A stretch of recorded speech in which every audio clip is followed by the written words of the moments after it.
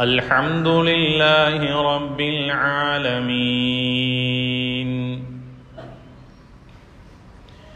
نحمده ونستعينه ونستغفره ونعوذ بالله من شرور أنفسنا ومن سيئات أعمالنا من يهده الله فلا مضل له ومن يضلله فلا هادي له أشهد أن لا إله إلا الله وحده لا شريك له وأشهد أن محمدا عبده ورسوله اللهم صل على محمد وعلى آل محمد وبارك وسلم عليه يا أيها الذين آمنوا اتقوا الله حق تقاته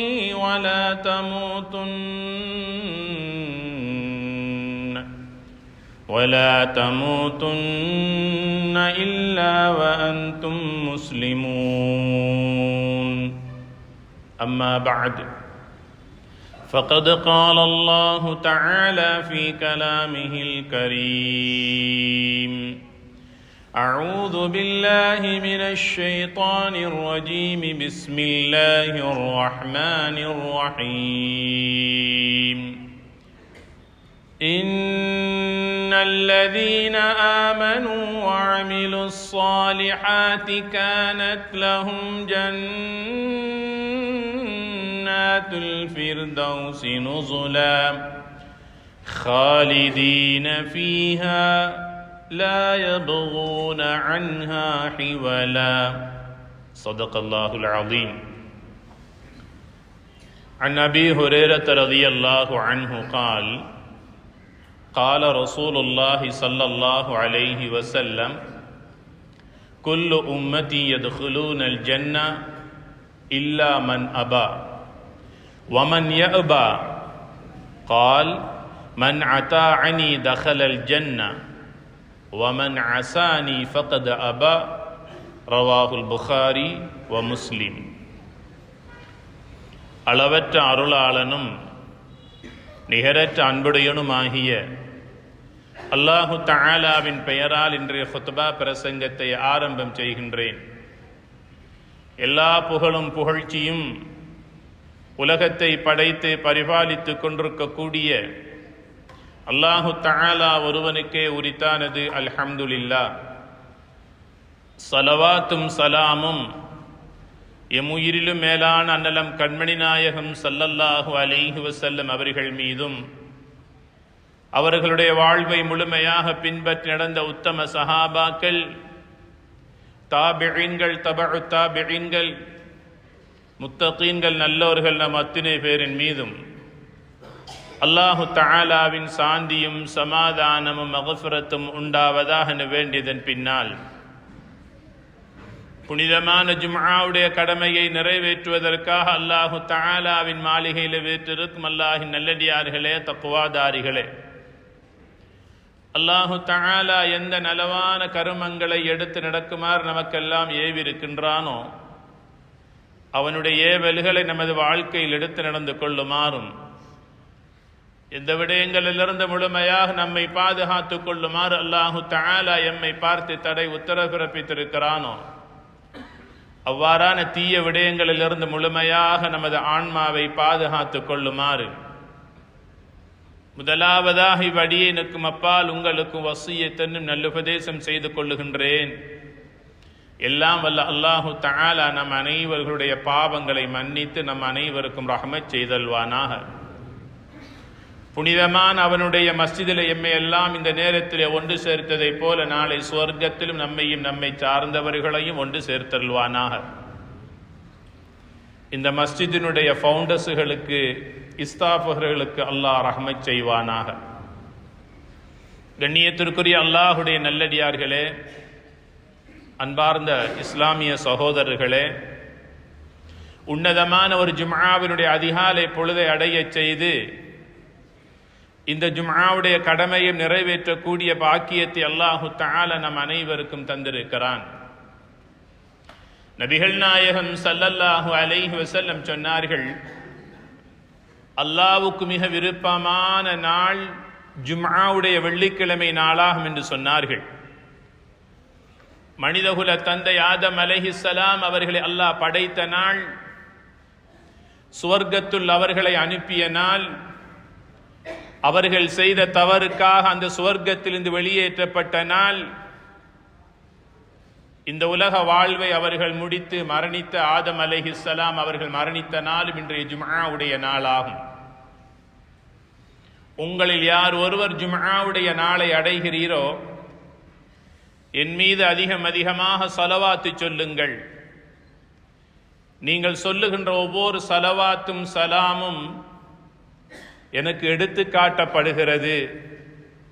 யார் ஒருவர் என் மீது சலாம் சொல்லுகின்றாரோ, அஸ்ஸலாமு அலைக அய்யுஹன் நபிய்யு வ ரஹ்மத்துல்லாஹி வ பரகாத்துஹு, அந்த மனிதன் மீது நபிகளார் ஸல்லல்லாஹு அலைஹி வஸல்லம் அவர்கள் பதிலுரைக்கிறார்கள்.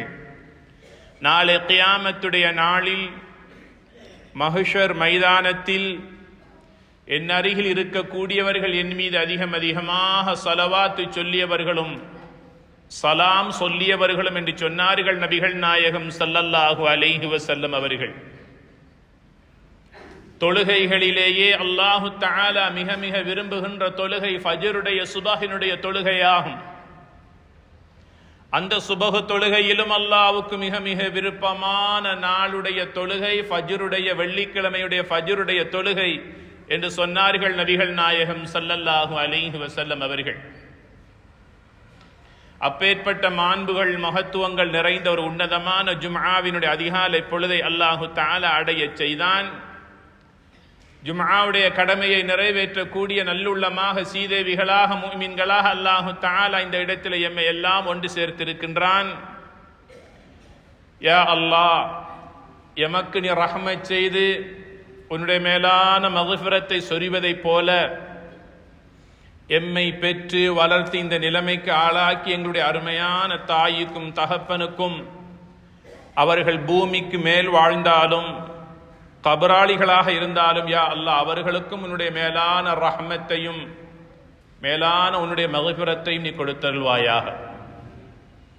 கண்ணியத்திற்குரிய அல்லாஹுடைய நல்லடியார்களே, இஸ்லாமிய மாதத்தின் 3வது மாதம் ரபீஉல் அவ்வல் மாதத்தின் பிறை 12வது நாளினுடைய அதிகாலை பொழுது இன்றைய நாள் நாம் அடைந்திருக்கிறோம். முதலாவது வசந்த மாதம் எங்களிடத்திலே வந்திருக்கிறது. ரபீஉல் அவ்வல் மாதம் என்றால் நமது நாட்டிலே வாழக்கூடிய இஸ்லாமிய உள்ளங்களிலும் தேசிய ரீதியிலே சர்வதேச மட்டத்திலே வாழுகின்ற இஸ்லாமிய உள்ளங்களிலும், ஏன் சகோதர மொழி பேசுகின்றவர்கள் சகோதர மதத்தை சார்ந்தவர்களுடைய உள்ளங்களிலும் அதிகமாக பேசப்படுகின்ற ஒரு வார்த்தை தான் அல்லாஹுடைய இறுதி தூதர் முஹம்மது ஸல்லல்லாஹு அலைஹி வஸல்லம் அவர்களுடைய மாண்புகள் சிறப்பம்சங்கள். அந்த அளவுக்கு அல்லாஹுடைய தூதர் அவர்கள் 63 ஆண்டு காலம் இந்த உலகத்திலே வாழ்ந்தாலும் உலகம் உள்ளவரைக்கும் அனைத்து மனித உள்ளங்களிலும் வாழ்ந்து கொண்டிருக்கக்கூடிய அளவுக்கு வாழ்ந்துவிட்டு சென்றிருக்கிறார்கள்.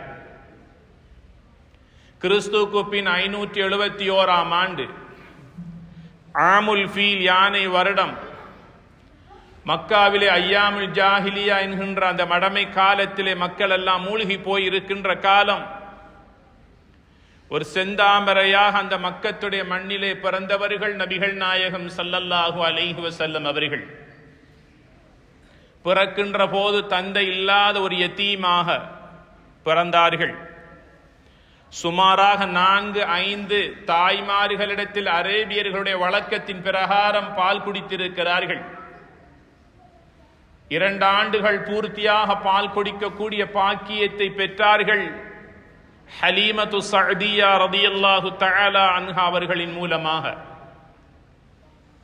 ஹிஜ்ரி 8ஆம் ஆண்டு நபிகளார் ஸல்லல்லாஹு அலைஹி வஸல்லம் அவர்கள் 10,000 சஹாபாக்களோடு ரமலானுடைய காலத்தில் மதீனத்திலிருந்து மக்காவை நோக்கி உம்ராவை நிறைவேற்றுவதற்காக வருகிறார்கள். அதுதான் மக்கா வெற்றி கொள்ளப்பட்ட காலம். உம்ராவை நிறைவேற்றிய நபிகளார் அவர்கள் சஹாபாக்களோடு ஓரிடத்தில் ஒன்றாக குழுமி இருந்து சந்தோஷமாக பேசிக் கொண்டிருக்கிற போது தூரத்தில் ஒரு வயோதிப பெண் தள்ளாடி தள்ளாடி வருவதை கண்ணுற்ற நபி அவர்கள் தன்னுடைய இருப்பிடத்திலிருந்து எழுந்தார்கள். அந்த வயோதிப தாயை நோக்கி நடந்து சென்றார்கள். தன்னுடைய நெஞ்சகத்தோடு அப்படியே தன்னுடைய தாயை அணைத்துக் கொள்வதை போல அணைத்து தான் உட்கார்ந்த இடத்தில் தன்னுடைய ஷால்வையை விரித்து அந்த வயோதிப தாயை உட்கார வைத்து அந்த தாயோடு நெருக்கமாக பேசிக் கொண்டிருந்தார்கள். சஹாபாக்களுக்கு இது யார் என்று புரியவில்லை. அந்த தாய் எழுந்து செல்வதற்கு முயற்சிக்கின்ற போது நபிகளார் ஸல்லல்லாஹு அலைஹி வஸல்லம் அவர்கள் எழுந்து அந்த தாயை கைப்பிடித்து தூக்கிவிட்டு தூர இடத்திற்கு அழைத்து சென்று அந்த தாயை வழி அனுப்பி வைத்து விட்டு சஹாபாக்களிடத்தில் வந்து கேட்டார்கள், அந்த வயோதிப பெண் யார் என்று உங்களுக்கு தெரிகிறதா? நபியே நாயகம், அது யார் என்று எங்களுக்கு புரியாது. 2 ஆண்டுகள் நான் பால் குடித்த எனக்கு பால் தந்த ஹலீமா சஅதியா ரலியல்லாஹு தஆலா அன்ஹா அவர்கள் தான் அந்த தாய் என்று சொல்லி அந்த தாயினுடைய அரவணைப்பை சுவாசித்துக் கொண்டிருந்தார்கள் நபிகள் நாயகம் ஸல்லல்லாஹு அலைஹி வஸல்லம் அவர்கள். சுமாராக 2 ஆண்டுகளுக்கு மேலாக தன்னுடைய இளமை பருவத்திலேயே அன்னாருடைய பராமரிப்பிலே தாயிஃபுடைய சஅது கோத்திரத்தோடு வாழ்ந்தார்கள் நபிகளார் ஸல்லல்லாஹு அலைஹி வஸல்லம் அவர்கள். 5 வருடத்தை நிறைவு செய்கிறார்கள். 6வது வயதை நெருங்கிய போது நபிகளார் அவர்கள் தன்னுடைய தாயோடு சேர்ந்து மதீனாவை நோக்கி சென்றார்கள். அவர்களுடைய குடும்ப உறவினர்களை சந்திப்பதற்காக 1 மாத காலம் அங்கே தங்கி இருக்கிறார்கள். மீண்டும் தங்களுடைய சொந்த ஊரான மக்காவை நோக்கி தன்னுடைய தாயோடு வந்து கொண்டிருக்கிற போது அபவா என்ற இடத்திலே தாய் நோய்வாய்ப்பட்டு அந்த இடத்திலேயே ஆமினா அவர்கள் வஃபாத்தாகி விடுகிறார்கள். தங்களுடைய வழித்துணைக்கு வந்த உம்மு ஐமன் ரலியல்லாஹு தஆலா அன்ஹா அவர்களுடைய கைப்பிடித்து நபிகளார் ஸல்லல்லாஹு அலைஹி வஸல்லம் அவர்கள் தன்னுடைய பாட்டனார் அப்துல் முத்தலிபுடைய வீட்டுக்கு வந்து சேருகிறார். 2 ஆண்டுகள் தன்னுடைய பாட்டனாருடைய பராமரிப்பிலே வாழ்கிறார்கள். நபிகளாருக்கு வயது இப்போது 8 ஆகிறது. வயோதிப நிலையை அடைந்திருந்த அப்துல் முத்தலிப் அவர் தன்னுடைய சிறிய மகன் அபூ தாலிபை அழைத்து சொன்னார், என் அருமை மகனே, எனக்கோ வயோதிபம் நெருங்கிக் கொண்டிருக்கிறது, மரணத்தை நான் நெருங்கிக் கொண்டிருக்கிறேன். உன்னுடைய சகோதரன் அப்துல்லாஹுடைய மகன் இங்கே முஹம்மது இருக்கிறார். அவருக்கு தாயும் இல்லை, தந்தையும் இல்லை. நானும் இல்லாத நிலையிலே அவன் தவித்துக் கொள்ளுவான். உங்களுடைய பராமரிப்பில் எடுத்துக் கொள்ளுங்கள் என்று அன்று பாரம் கொடுத்தார்கள். அப்துல் முத்தலிப் அவர்கள் 6 வயது சிறுவனாக இருந்த முஹம்மது என்கின்ற பாலகனை அன்று பொறுப்பேற்ற அபூ தாலிப் அவர்கள் சுமாராக 42 வருடங்கள் தான் பெற்ற பிள்ளையை விட அதிகமாக இரக்கம் காட்டி அன்பு செலுத்தி பராமரித்து பயிற்சிகள் கொடுத்து நல்லொழுக்கத்தை சொல்லிக் கொடுத்து தன்னருகிலே படுக்க வைத்து உறங்க வைத்து தான் செல்லுகின்ற இடங்களுக்கெல்லாம் அழைத்து சென்று அந்த முஹம்மது ஸல்லல்லாஹு அலைஹி வஸல்லம் அவர்களை வளர்த்தெடுத்தார்கள். 25 வயதை அடைந்த நபிகளார் ஸல்லல்லாஹு அலைஹி வஸல்லம் அவர்கள் ஹதீஜா ரலியல்லாஹு தஆலா அன்ஹா அவர்களை 20 ஆடுகள் மஹராக கொடுத்து தன்னுடைய மனைவியாக திருமணம் முடித்துக் கொண்டார்கள். அல்லாஹு தஆலா ஹதீஜா ரலியல்லாஹு அன்ஹா அவர்கள் மூலமாக 6 பிள்ளை பாக்கியங்களை கொடுத்தான். 4 பெண் பிள்ளைகள், 2 ஆண் குழந்தைகள். ஸைனப் ரலியல்லாஹு அன்ஹா, ருக்கையா ரலியல்லாஹு அன்ஹா, உம்மு குல்சூம் ரலியல்லாஹு அன்ஹா, ஃபாத்திமா ரலியல்லாஹு அன்ஹா 4 பெண் பிள்ளைகள். அபுல் காசிம், அப்துல்லா என்ற 2 ஆண் பிள்ளைகள். இந்த 6 பிள்ளைகளையும் பெற்றெடுத்தார்கள் ஹதீஜா ரலியல்லாஹு தஆலா அன்ஹா அவர்கள். 63வது வயதில் மதீனத்துடைய மண்ணிலே சக்கராத்துடைய நேரத்தை நபிகளார் ஸல்லல்லாஹு அலைஹி வஸல்லம் அவர்கள் அடைந்திருக்கிறார்கள்.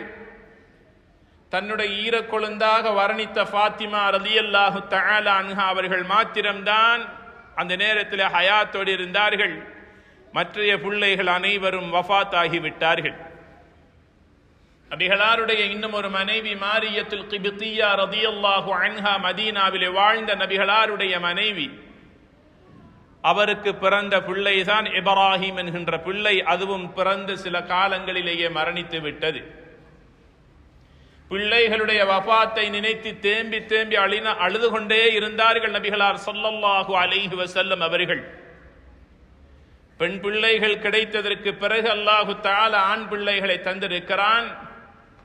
அந்த ஆண் பிள்ளைகள் கையிலே மடியிலே இருக்கிற போது எவ்வளவு சந்தோஷமாக நபிகளார் ஸல்லல்லாஹு அலைஹி வஸல்லம் அவர்கள் இருந்தார்களோ, வஃபாத் ஆகிய போது ரொம்ப கவலையிலே இருந்து வாழ்ந்து கொண்டிருந்தார்கள், அழுது கொண்டிருந்தார்கள்.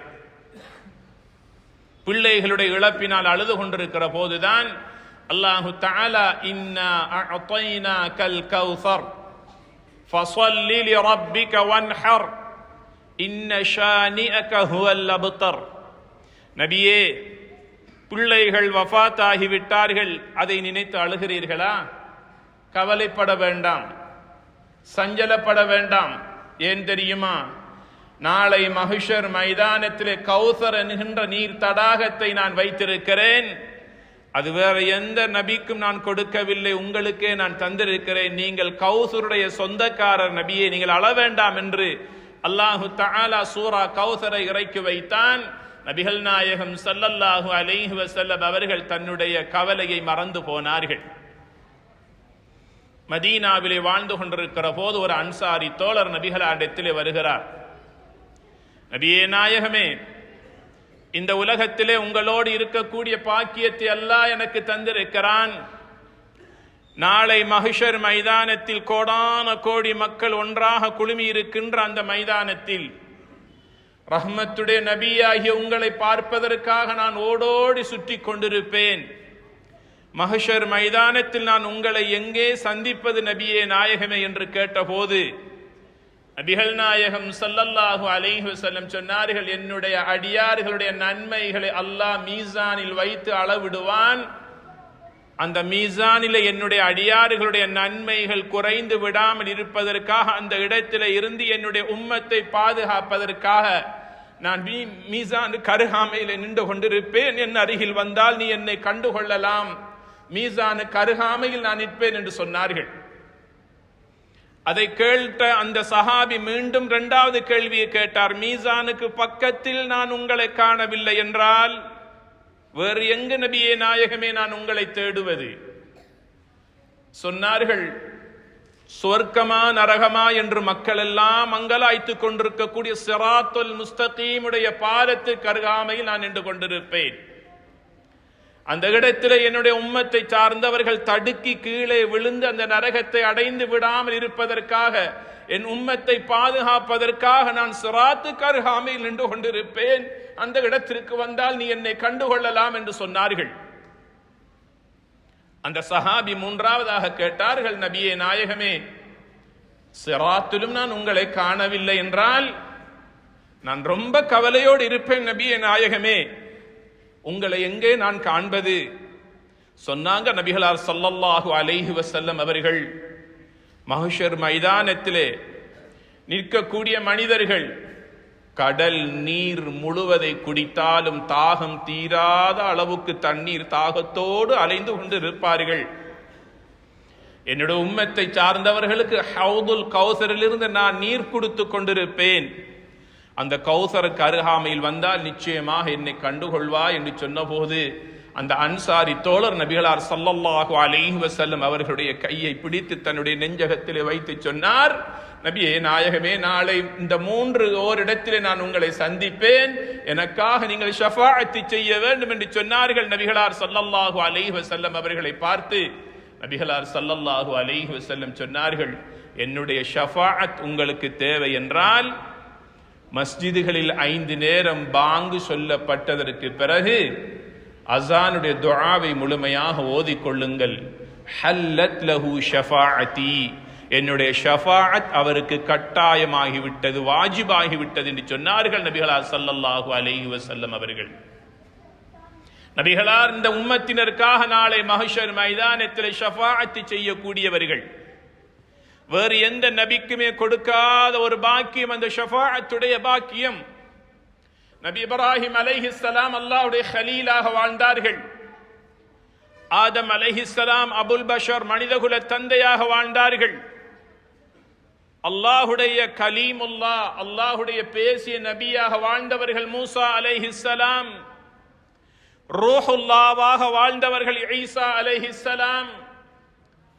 அன ஹபீபுல்லாஹ், நான் அல்லாஹுடைய ஹபீபாக இருக்கின்றேன். நாளை மஹ்ஷரிலே அல்லாஹு தஆலா ஷஃபாஅத் செய்யக்கூடிய பாக்கியத்தை, அனுமதியை எனக்கு மாத்திரமே தந்திருக்கிறான். எனக்காக நாளை மஹ்ஷர் மைதானத்திலே அல்லாஹு தஆலா மகாமன் மஹ்மூத் என்கின்ற உயர்ந்த ஸ்தானத்தை அல்லாஹ் வைத்திருக்கின்றான். அது அல்லாஹ் வேறு எந்த நபிக்கும் கொடுக்கவில்லை. அல்லாஹு தஆலா மஹ்ஷர் மைதானத்தில் தீர்ப்பளித்ததற்கு பிறகு நபிகளாரை பார்த்து சொல்லுவான், நபியே, எல்லா மக்களையும் மன்னித்து விட்டேன், சொற்ப மக்களை தவிர அவர்களை நான் மன்னிக்க மாட்டேன். உங்களுக்கே உரித்தான மகாமன் மஹ்மூத் என்கின்ற அந்த இடத்திற்கு சென்று நீங்கள் உங்களுடைய சுவர்க்கத்துடைய வாழ்வை அனுபவியுங்கள். நபிகளார் ஸல்லல்லாஹு அலைஹி வஸல்லம் அவர்கள் எந்த நபியும் எந்த மனிதனும் இந்த உலகத்திலே புகழாத அளவுக்கு அந்த மகாமன் மஹ்மூத் கிடைத்ததற்காக நாவார் அந்த ரப்பை புகழ்ந்ததற்கு பிறகு நபிகளார் ஸல்லல்லாஹு அலைஹி வஸல்லம் சொல்லுவார்கள், இந்த சொற்ப மக்களை நீ மன்னிக்காத வரை நான் அந்த மகாமன் மஹ்மூதுக்கு செல்ல மாட்டேன் என்று மறுத்து விடுவார்கள். அல்லாஹு தஆலா கேட்பான், ஏன் நபியே, இவன் என்னுடைய உம்மத்தில் உள்ளவனாக இருக்கிற போது நான் எவ்வாறு அந்த உம்மத்தினுடைய நபியாக இருந்து கொண்டு நான் சுவர்க்கத்தில் சந்தோஷமாக இருக்க முடியும்? என் உம்மத்தை சார்ந்தவர்கள் நரகத்திலே வேதனை செய்யப்படுகிற போது அந்த உம்மத்தினுடைய நபியாக எவ்வாறு என்னுடைய சுவர்க்கத்தினுடைய வாழ்வை நான் அனுபவிக்க முடியும்? யா அல்லாஹ், உலகத்திலே உன்னுடைய மஸ்ஜிதிலே ஐங்கால தொழுகைக்காக பாங்கு சொல்ல முடிந்ததற்கு பிறகு இவர்கள் என்ன ஓதினார்கள் தெரியுமா? வபஅஹு மகாமன் மஹ்மூதன் அல்லதி வஅத்த. யா அல்லாஹ், நீ வாக்களித்த அந்த மகாமன் மஹ்மூதை எம் தலைவர் நபிகள் நாயகம் ஸல்லல்லாஹு அலைஹி வஸல்லம் அவர்களுக்கு நீ கொடுப்பாயாக என்ற ஐங்கால தொழுகைக்காக அஸானுடைய துஆவில் இவன் கேட்டிருக்கிறான். அந்த மகாமன் மஹ்மூதுக்கு நான் செல்லுகின்ற போது, அவன் நரகத்தில் நுழைகிற போது எவ்வாறு யா அல்லாஹ் நான் அந்த இடத்திற்கு செல்ல முடியும்? அவனையும் மன்னிக்காதவரை அந்த இடத்திற்கு நான் செல்ல மாட்டேன் என்று நாம் ஓதிய அந்த அஸானுடைய துஆவை நாளை மஹ்ஷரில் எம் உயிரிலும் மேலான நபிகள் நாயகம் ஸல்லல்லாஹு அலைஹி வஸல்லம் அவர்கள் அல்லாஹ்விடத்திலே சாட்சியாக ஆதாரமாக சொல்லி அல்லாஹ்விடத்திலே மன்றாடுவார்கள். அந்த சொற்ப மக்களையும் அல்லாஹ் மன்னிப்பான். உன்னத சுவன பாக்கியத்திற்கு தகுதியுள்ள மக்களாக அல்லாஹு தஆலா அனுப்பி விடுவான். அதற்கு பிறகுதான் நபிகளார் ஸல்லல்லாஹு அலைஹி வஸல்லம் அவர்கள் அந்த மகாமன் மஹ்மூத் என்கின்ற அந்த உயர்ந்த சுவனத்தின் பாக்கியத்தை பெறுவார்கள். அதனால சொன்னார்கள், பாங்கு சொல்லியதற்கு பிறகு நீங்கள் அந்த அஸானுடைய துஆவை அலட்சியப்படுத்தி விடாமல் முறையாக ஓதுங்கள்.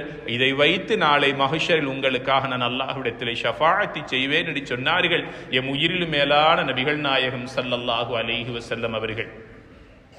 அந்த மதீனத்துடைய அன்சாரி தோழர் அதனைத்தான் கேட்டார், நபியே நாயகமே, நாளை மஹ்ஷரில் உங்களுடைய ஷஃபாஅத் எனக்கு வேண்டும் என்று சொன்ன போதுதான் சொன்னார்கள், அஸானுடைய துஆவை ஓதுங்கள்.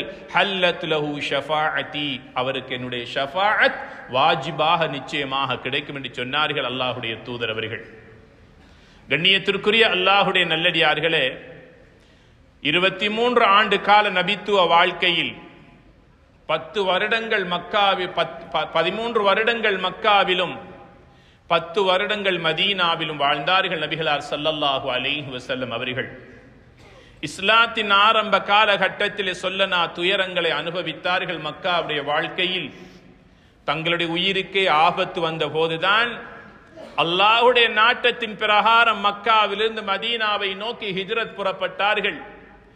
ஹிஜ்ரத் புறப்படுவதற்கு முன்னால் மக்காவை நோக்கி, கஅபாவை நோக்கி 2 கைகளை உயர்த்தி அல்லாஹ்விடத்திலே துஆ செய்தார்கள். அல்லாஹும்ம அக்ரிஜ்னி மின் பலதின் உஹிப்பு வ அஸ்கின்னி ஃபீ பலதின் துஹிப்பு. யா அல்லாஹ், இந்த மக்காவை நான் மிகவும் விரும்புகின்றேன்.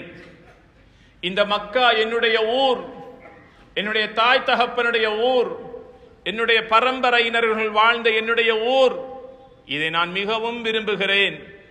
என் ஊர் மக்கள் இங்கே வாழ்வதற்கு எனக்கு அனுமதி தருகிறார்கள் இல்லை. எனவே நான் விரும்பி இந்த மக்காவிலே என்னால் வாழ முடியவில்லை.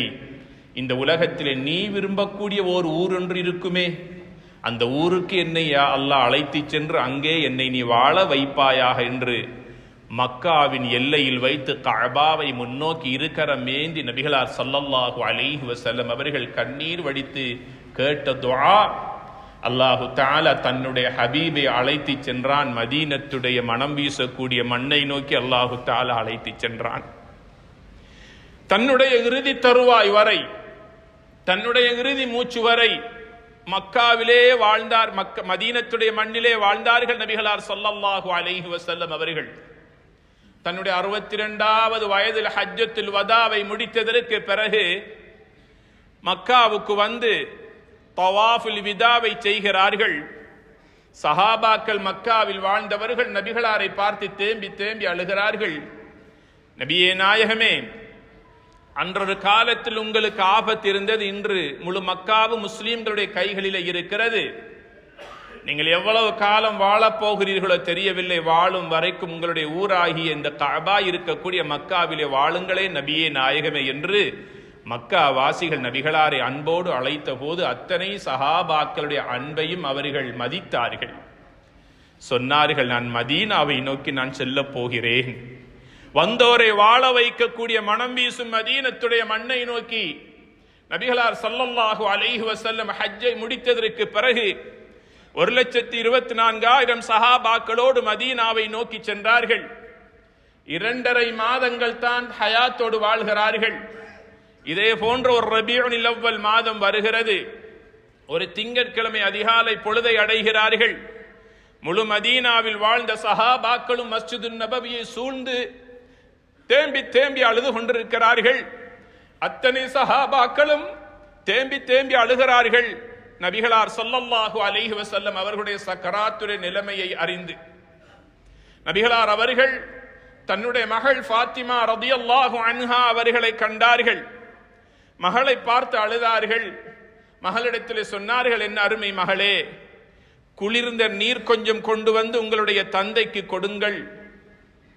ஏனென்றால் இன்னலில் மௌத்தி சக்கராத், ஒவ்வொரு மனிதனுக்கும் அல்லாஹ் சக்கராத்தை வைத்திருக்கிறான்.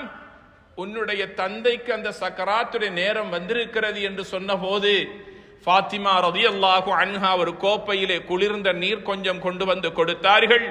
நபிகளார் ஸல்லல்லாஹு அலைஹி வஸல்லம் அவர்கள் தன்னுடைய முபாரக்கான கையை உள்ளே நுழைத்து தன்னுடைய முகத்தையும் தன்னுடைய நெஞ்சையும் அதனால் தடவி தடவி சொன்னார்கள், அல்லாஹும்ம க்ஃபிர்லி வர்ஹம்னி வஅல்ஹிக்னி இலா ரஃபீகில் அலா. யா அல்லாஹ், என் பாவங்களை மன்னிப்பாயாக.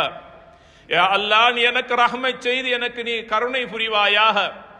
உன்னின் பக்கமாக யா அல்லாஹ் நீ என்னை சேர்ப்பாயாக என்று நபிகளார் ஸல்லல்லாஹு அலைஹி வஸல்லம் அவர்கள் சக்கராத்துடைய நேரத்திலே தன்னுடைய உடம்பில் குளிர்ந்த நீரினால் தடவிக்கொண்டே இருக்கிறார்கள்.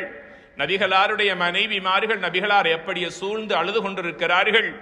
அதில் ஒரு மனைவிதான் சஃபியா ரலியல்லாஹு அன்ஹா அவர்கள். நபிகளாரோடு மிகவும் பாசம் உள்ளவர்கள்.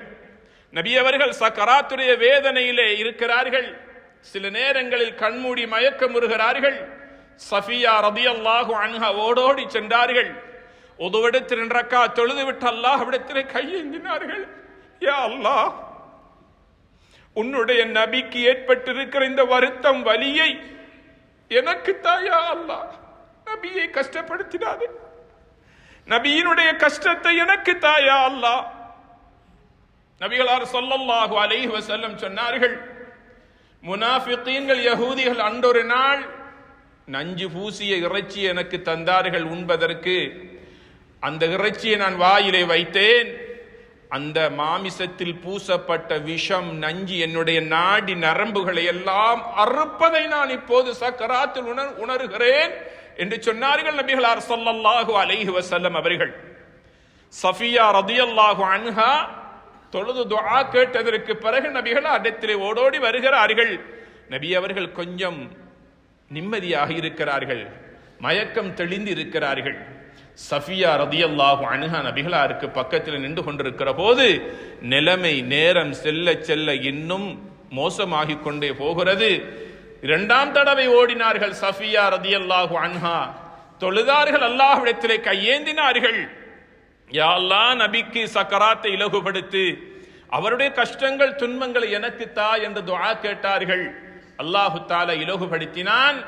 சற்று நேரத்தில் இன்னும் நிலைமை மோசமாகி கொண்டு போகிற நேரத்தில் சஃபியா ரதியல்லாஹு அன்ஹா திரும்ப தொழுது துஆ கேட்பதற்கு எழுந்தார்கள். இதை அவதானித்த நபிகளார் ஸல்லல்லாஹு அலைஹி வஸல்லம் தன் மனைவி சஃபியாவுடைய கையை இறுக பிடித்தார்கள். சஃபியா, ஒவ்வொன்றுக்கும் நேரம் இருக்கிறது, ஒவ்வொன்றுக்கும் காலம் இருக்கிறது. இப்போது உன்னுடைய துஆ அல்லாஹ்விடத்தில் ஏற்றுக்கொள்ளப்பட மாட்டாது. எனக்கு அல்லாஹ் விதித்த சக்கராத் எனக்கு வந்துதான் ஆகும். அல்லாஹுவை நான் சந்திக்கின்ற நேரம் நெருங்கிக் கொண்டிருக்கிறது. அல்லாஹுடைய தூதர் கண்மணி நாயகம் ஸல்லல்லாஹு அலைஹி வஸல்லம் அவர்கள் தன்னுடைய மனைவி இறுக பிடித்தார்கள், கையை பிடித்து விடாமல் இருந்தார்கள். அவர்கள் தொழுகைக்கு செல்லாமலும் துஆ கேட்காமலும் இருப்பதற்காக அல்லாஹு தஆலா தன்னுடைய ஹபீபினுடைய இறுதி நிமிடத்தை கொடுத்து கொண்டிருந்தான். நபிகளார் ஸல்லல்லாஹு அலைஹி வஸல்லம் அவர்கள் ஹஜ்ஜை முடித்து மினாவில இருக்கிற போது இதா ஜாஅ நஸ்ருல்லாஹி வல் ஃபத்ஹ் வரஅய்த الناس يدخلون في دين الله أفواجا فسبح بحمد ربك واستغفره إنه كان توابا. இந்த சூராவை அல்லாஹ் நபி அவர்களுக்கு மினாவில இருக்கிற போது அல்லாஹ் இறக்கி வைத்தான். இந்த சூரா இறங்கிய போது நபிகளார் ஸல்லல்லாஹு அலைஹி வஸல்லம் அவர்களுடைய முகமெல்லாம் சிவந்து விட்டது, நெற்றியெல்லாம் வியர்வை துளிகள் படிந்து விட்டது. இதை பார்த்த அபூபக்கர் சித்தீக் ரலியல்லாஹு அன்ஹு அவர்கள் நபிகளிடத்தில் ஓடோடி வந்து, நபியே நாயகமே, முகமெல்லாம் மாற்றமாகி இருக்கிறது, முகமெல்லாம் வியர்வையாகி இருக்கிறது, என்ன காரணம்? சொன்னாங்க நபிகளார் ஸல்லல்லாஹு அலைஹி வஸல்லம் அவர்கள், அல்லாஹு தஆலா வஹி இறக்கி இருக்கின்றான். இதா ஜாஅ நஸ்ருல்லாஹி வல் ஃபத்ஹ் சூராவை அல்லாஹ் இறக்கி இருக்கிறான் என்று ஓதி காண்பித்த போது அபூபக்கர் சித்தீக் ரலியல்லாஹு அன்ஹு அவர்களும் அழ ஆரம்பித்தார்கள்.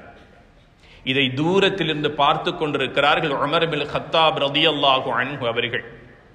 ஏன் இவர்கள் இருவரும் அழுகிறார்கள்? உமர் ரலியல்லாஹு அன்ஹு அவர்கள் விரைந்து வந்தார்கள். அபூபக்கர் ரலியல்லாஹு அன்ஹு அவர்களிடத்தில் கேட்டார்கள், என்ன நடைபெறுகிறது, ஏன் அழுகிறீர்கள்? அல்லாஹு தஆலா சூராவை இறக்கி வைத்திருக்கிறான் என்று சொல்லியதற்கு பிறகு அபூபக்கர் சித்தீக் ரலியல்லாஹு அன்ஹு அவர்கள் சொன்னார்கள், அல்லாஹு தஆலா எம் உயிரிலும் மேலான நபிகளாரை பார்த்து சொல்லுகிறான், ஃபஸப்பிஹ், அல்லாஹுவை நபி அதிகமாக சுப்ஹானல்லாஹி வ பிஹம்தி என்று தஸ்பீஹ் செய்யுங்கள் என்று அல்லாஹ் சொல்லுகிறான். வஸ்தக்ஃபிரு, அஸ்தக்ஃபிருல்லாஹ் அஸ்தக்ஃபிருல்லாஹ் என்று இஸ்திக்ஃபார் செய்யுமாறு அல்லாஹ் தன்னுடைய நபியை பார்த்து சொல்லி இருக்கிறான். ஆக நபி அவர்கள் எங்களோடு இருந்த காலம் அதிகம், அல்லாஹுவை சந்திக்க செல்ல போகிறார்கள். அல்லாஹு தஆலா அந்த நபியை எந்த நோக்கத்திற்காக இந்த பூமியிலே அனுப்பினானோ அந்த நபி அவர்கள் எங்களை விட்டு செல்ல போகிறார்கள். நபியினுடைய வஃபாத்தை, மரணத்தை அறிவிக்க வந்த சூரா தான் இதா ஜாஅ நஸ்ருல்லாஹி வல் ஃபத்ஹ் என்ற சூரா என்று சொன்னபோது உமர் ரலியல்லாஹு அன்ஹு அவர்கள் நபிகளாரை கட்டி அணைத்தார்கள், கட்டி அணைத்தார்கள். சொன்னார்கள், நபியே நாயகமே, ஐயாமுல் ஜாஹிலியா காலத்திலே நாங்கள் பாவங்களை அதிகமாக செய்து கொண்டிருந்தோம். ரஹ்மத்துடைய நபியாகி அல்லாஹ் உங்களை நபியாக எங்கள் மத்தியிலே அனுப்பி எங்களை இந்த பூமியிலே தலை நிமிர்ந்து வாழுகின்ற ஒரு சமுதாயமாக அல்லாஹ் கண்ணியப்படுத்தி இருக்கிறான். நீங்கள் இல்லாத இந்த பூமியில் எப்படி யா ரசூலல்லாஹ் என்னால் வாழ முடியும்? அபூபக்கர் ரலியல்லாஹு அன்ஹு சொல்லுவது உண்மையா என்று கேட்டார்கள். நபிகள் நாயகம் ஸல்லல்லாஹு அலைஹி வஸல்லம் சொன்னார்கள், ஆமாம், நான் அல்லாஹ்வை சந்திக்கின்ற காலம் நெருங்கிவிட்டது. அதனால் தான் அல்லாஹ் என்னை பார்த்து சொன்னான், நபியே, வஃபாத் நெருங்கிக் கொண்டிருக்கிறது, இஸ்திக்ஃபார் செய்யுங்கள், சுப்ஹானல்லாஹ் என்ற தஸ்பீஹ் செய்யுங்கள் என்று அல்லாஹ் சொல்லி இருக்கிறான் என்று சொன்ன போது எல்லா சஹாபாக்களுக்கும் காட்டு தீ போல் இந்த செய்தி பரவுகிறது. மினாவிலே ஹஜ்ஜை முடித்த அத்தனை சஹாபாக்களும் அல்லாஹு அக்பர் அல்லாஹு அக்பர் என்ற தக்பீரோடு இருந்தவர்கள் எல்லாம் நபிகளாருடைய இந்த செய்தியை கேட்டு தேம்பி தேம்பி அழ ஆரம்பிக்கிறார்கள். முழு மினாவும் அழுது கொண்டிருக்கிறது. ஹஜ்ஜை முடித்து 2.5 மாதங்கள் நபிகளார் ஸல்லல்லாஹு அலைஹி வஸல்லம் வந்து மதீனாவில் வாழ்கிறார்கள்.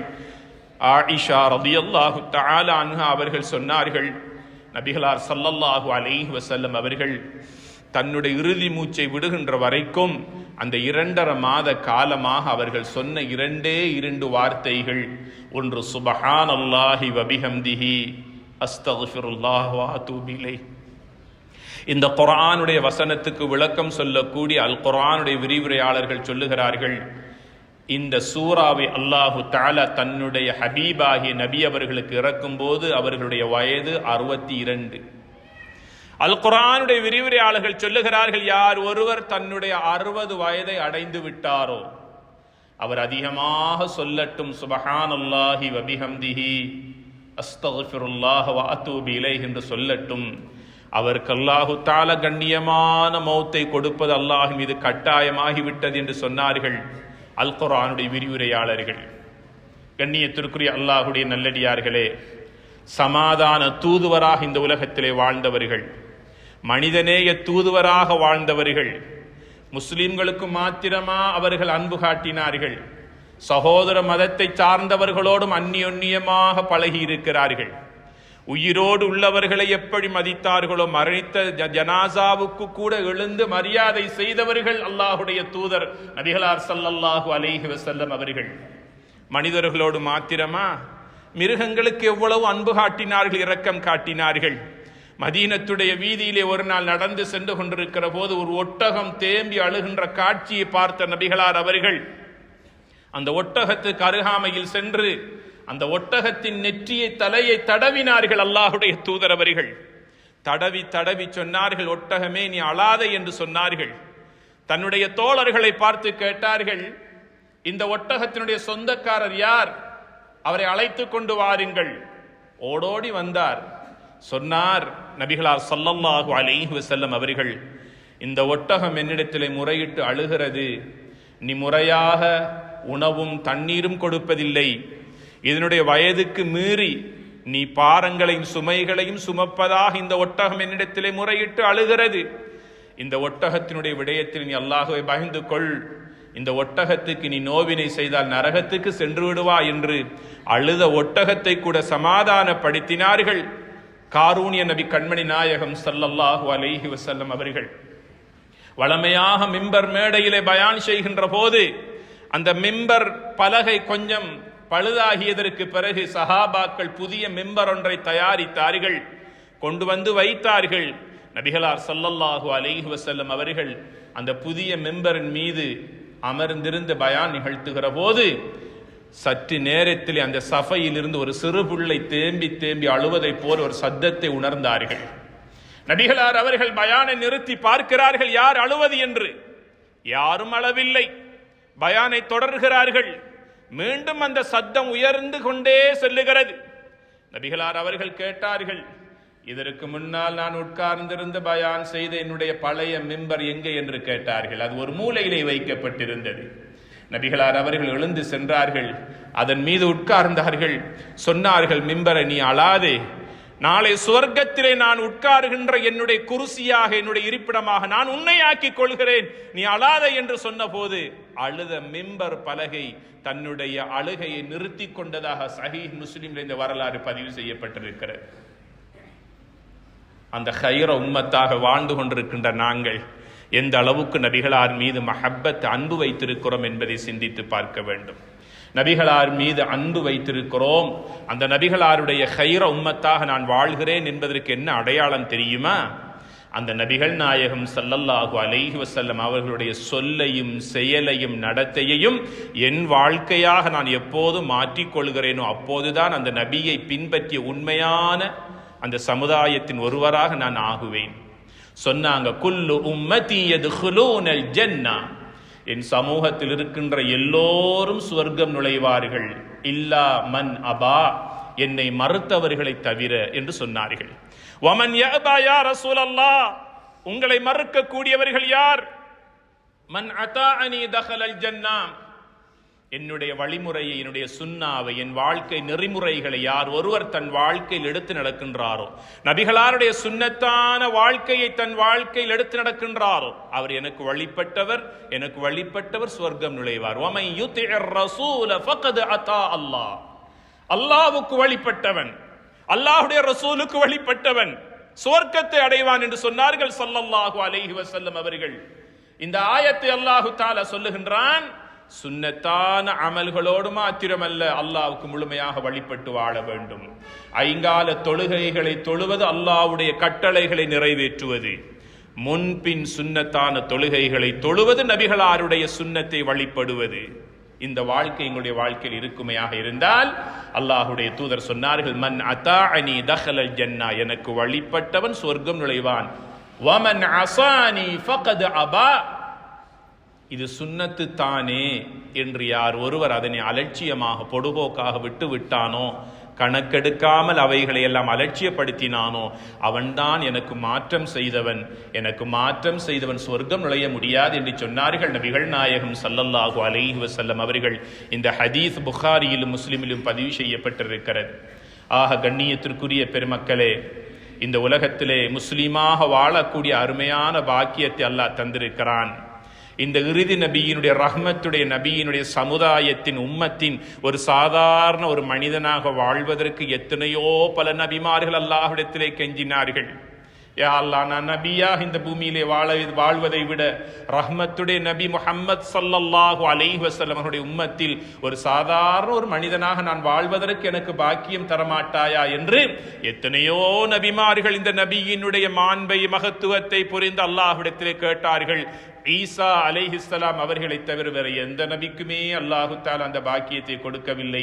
நாம் கேட்காமலேயே இந்த கைர உம்மத்தினுடைய ரஹ்மத்துடைய நபியினுடைய சிறந்த சமுதாயமாக வாழுகின்ற பாக்கியத்தை அல்லாஹ் எனக்கு தந்திருக்கிறான், உங்களுக்கு தந்திருக்கிறான்.